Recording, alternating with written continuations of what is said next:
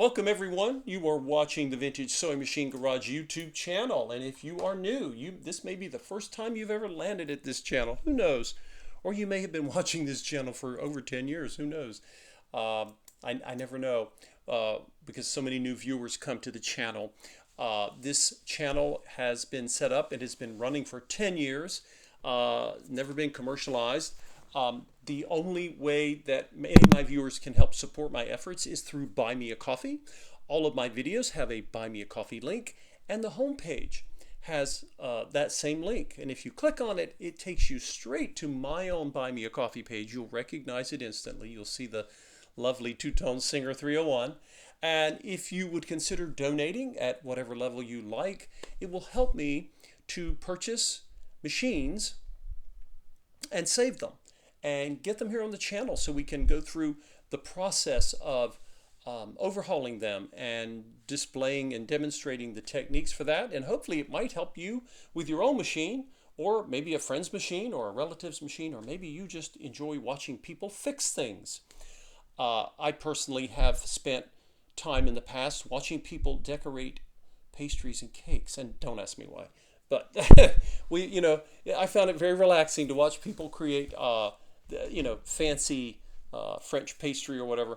Okay, so what do we need? We need a motor, this lovely Simanco motor. So we've got our motor. We need our bolt, right? I should have just screwed the bolt in here, where obviously I would know where it was, but I didn't. So if you caught that, then yes, shame on me. I should have done that. Okay, I'm putting a drop or two just on the tip of this bolt. This bolt's gorgeous. I don't know if it was ever, I don't think this bolt ever came off. It may have been loosened to get the new belt on. Oh, hold on. Let's see. All right. You can put your motor on or your hand wheel, but first, either one I think will be fine. But what we're going to do is I'm going to line up the bracket for the motor. We're going to get our bolts.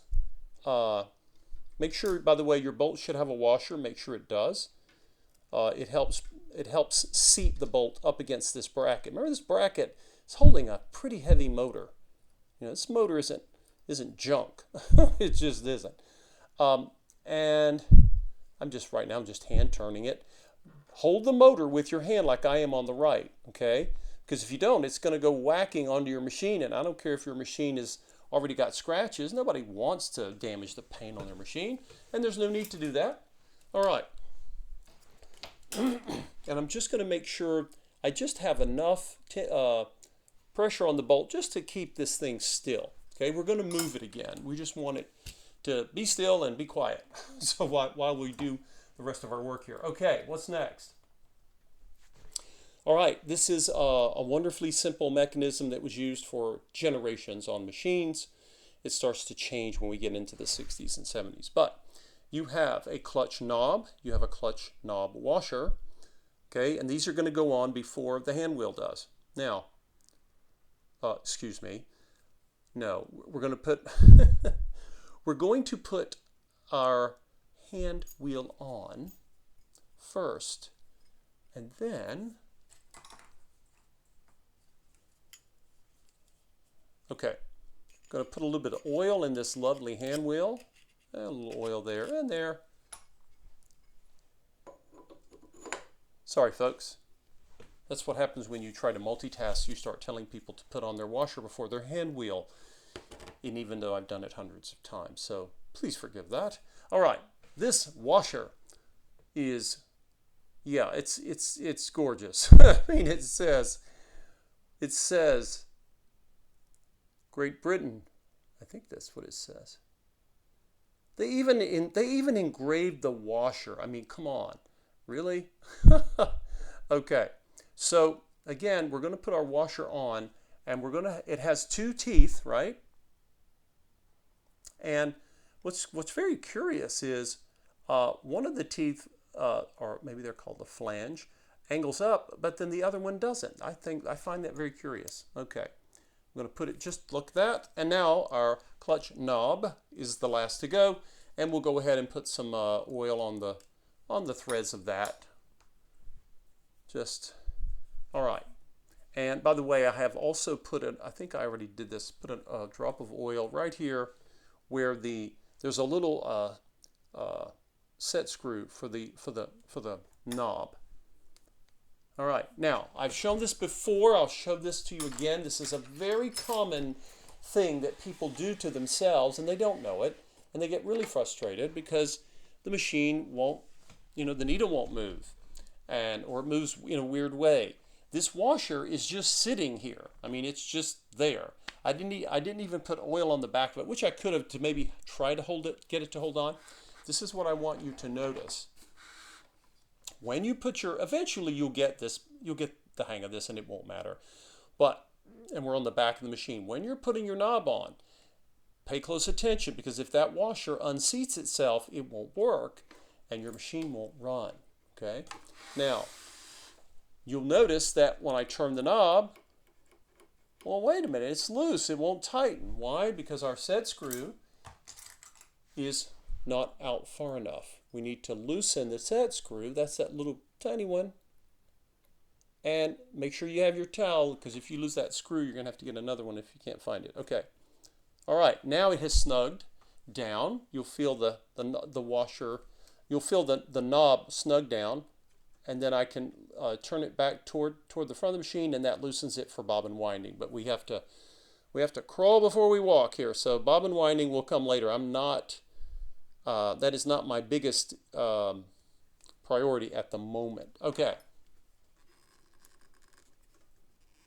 Just testing something here.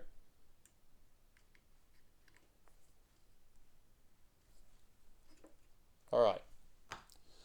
Now, we have accomplished that. What is left? Well, really the only thing left is to get our motor belt reinstalled. Okay, now what's left? We've got our motor belt, but before you even grab your motor belt like I just did, you want to stop and you want to go wash your hands. Yes, I'm telling you to go wash your hands, just like your parents and grandparents did when you were getting ready to have a meal, because you do not want, it is inevitable that you're going to get sewing machine oil, maybe some filth and old oil, grease, whatever, on your fingers. That's just part of it, and that's not a problem normally, but you do not want to get oil or grease on your belt. Your belt is made of rubber. This one is made of rubber and fiber, some sort of woven fiber. And it needs to be able to sit on the hand wheel, which is a giant pulley, and this pulley, without having any issues or problems. Because if you get oil on the belt, and you don't have to throw your belt away. If you get oil on your belt, you just want to take it to the sink, like you went to wash your hands. You want to wash it with some dishwashing liquid and water, rinse it off, let it dry. At least let it dry overnight. Make sure it's good and dry before you put it on. So I know already that the pulley for the motor is clean because I cleaned it in an earlier video, I believe. And I think I actually did that as well with the hand wheel. And if you're, this hand wheel is just clean as a whistle, but just in case, I'm taking a cotton swab, nice, fresh, clean cotton swab, and just making sure that nothing came off, and nothing did. But it's good to know before we put the belt on. Okay, so we've got our belt. If your belt is old and cracked and crumbling, then you may be installing a new belt. It does not have to be black or made of rubber. They have the, I believe they're made of urethane, some urethane plastics. They're called lugged belts. But the procedure for putting your belt on is the same regardless. Okay, so what we're going to do is we're going to slip our belt over the hand wheel. And just so you guys can see this, I think I've shown this in another video, when you're trying to figure out, okay, but where's it going? You get it over the hand wheel. Let's angle up a little bit there for you guys. Okay, you get over the hand wheel, but that's not installed. You're still on the shaft of the hand wheel. You need to move it into the groove, right? Get into the groove. There is a groove in your hand wheel where your belt goes.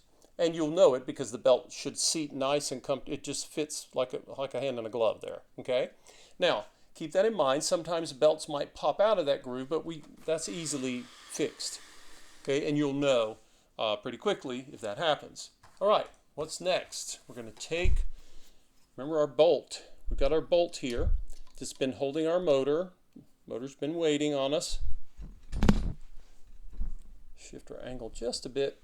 Now, hold the motor. Don't just do this bolt movement without holding your motor. It's going to drop, okay? Hold the motor and then loosen the bolt. You don't have to take the bolt all the way off. We just want it loose enough so that we can get movement for our bracket. The bracket has a slot that allows us to raise or lower it, and we're going to adjust how high or low the bracket is that you can see me moving it up and down. Where it sits depends on how much tension we need for our belt. Okay, so the first thing you want to do is make sure the bracket slides all the way up so you can get the belt on the pulley of the motor easily. And I just did that. That was like nothing. Now, before we go to adjust it, what are we going to check? We're going to go back and see, hey, did the belt pop out of the groove of the hand wheel? No, it's just fine, but it's worth checking. Some machines are more prone to that than others. It's not a problem. It's just something you want to be aware of, or you won't be able to adjust your belt properly. Okay, now, this is something I've shown many times. I don't mind sharing it again. Notice that when we adjust our belt, you want just enough tension on the belt to get movement, right, without it slipping. If it slips, it's too loose. But we don't want it any tighter than that because see, I can push in I'm just, from where it is now, a 1/4 inch or so. That's a spitball piece of information there. Now I'm going to hold the bracket. You got to hold the bracket or the motor up, or it'll just, you say you think you got your in the right spot there, but you don't want it to wiggle while you're tightening the bolt. All right, now, sometimes when you tighten the bolt, the motor will, sometimes you'll see the tension on the belt go up, okay, as it gets closer to the side of the machine. That's okay. You can allow for that. Now, what do we got here? I think I can make this a little less tight. It's not overly tight, but again, I like it to be loose enough. All right, I just moved it up just a bit, just a tad bit. And you can play with this until you get it right where it needs to be. And there we go. Now that may look loose, but you say, well, how will I know what if it's too loose? How will I know? What you'll find is that the fabrics that you sew are going to require, the thicker the fabric, the more layers, the more power that the machine is going to need to send to your needle. And the more power it needs, if the belt is too loose, it'll slip and you'll hear it, and this little pulley will spin, and you can always tighten it. But what I'm saying is start with the least amount of tension that will allow the machine to sew for you, and then only increase belt tension up from there as you need it, because you probably won't. There are exceptions to this, yes, but just keep that in mind. And just moving some dust here. That will ensure, why am I going on and on about this belt tension and why does that matter? Because your belts will last longer, and so will your motor. Motors don't like to have belts that are too tight. That's just how they roll. Okay, here we go, guys. There it is. I have made all of the adjustments I believe that I know to make. And so, let's see. Can any of you think of anything I didn't do? I can. Haven't oiled the machine yet. Now this machine has been moving. I think I've just demonstrated for you that when I was moving it by hand, the parts are moving and it was sewing a stitch. But I am going to go ahead and give it all the chances it can get to do well for me. I'm just going to start here. And by the way, where are the oiling points on this machine? You might have asked. They're the same oiling points that you will see on a Singer 99 because it is a Singer 99, pretending to be its poorer cousin. But the only thing it's missing, guys, is decals and a light fixture. That's it. Let's see here. All right, and what else do we need to oil? We need to oil right in here. And this, of course, is the plate that I had put back on. And if you do this, yes, it can happen to any of us, right? Because like, oh, I forgot to oil my machine. Okay, so no big deal, right? What am I doing? I'm going to take my thumb screw here. Now be very careful because, you know, I've got the machine threaded, right? And if I'm just going to set it down. I'm not worried. I have not unthreaded the machine. If you do this, don't, you know, the world is not going to end here. We're going to be fine. So I'm going to come in here. I'm going to start oiling. These are the same exact parts that you saw me oil on the Singer 99. Again, because this is a Singer 99, right? A rose by any other name. Isn't that the famous quotation from the Bard? All right. And you may have a little hole in the top of some of these running gear pieces that you can hit.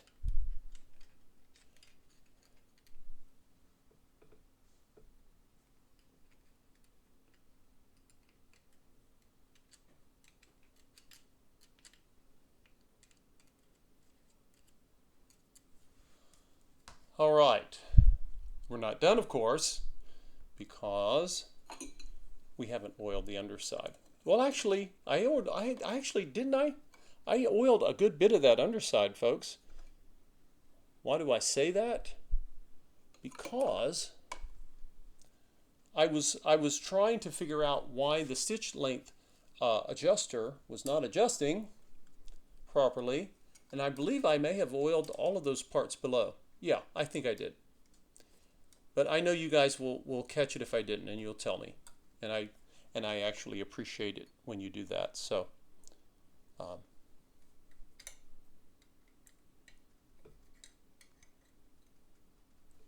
okay. Now you might say, hey, what about the thread? You just pull it through, and now we've got our, you know, again, the tension is now once again fine.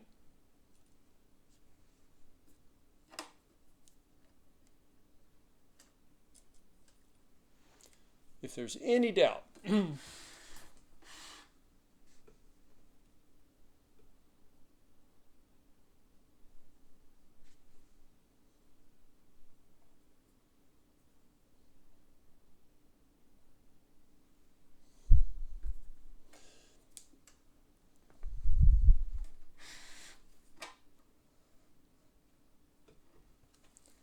okay.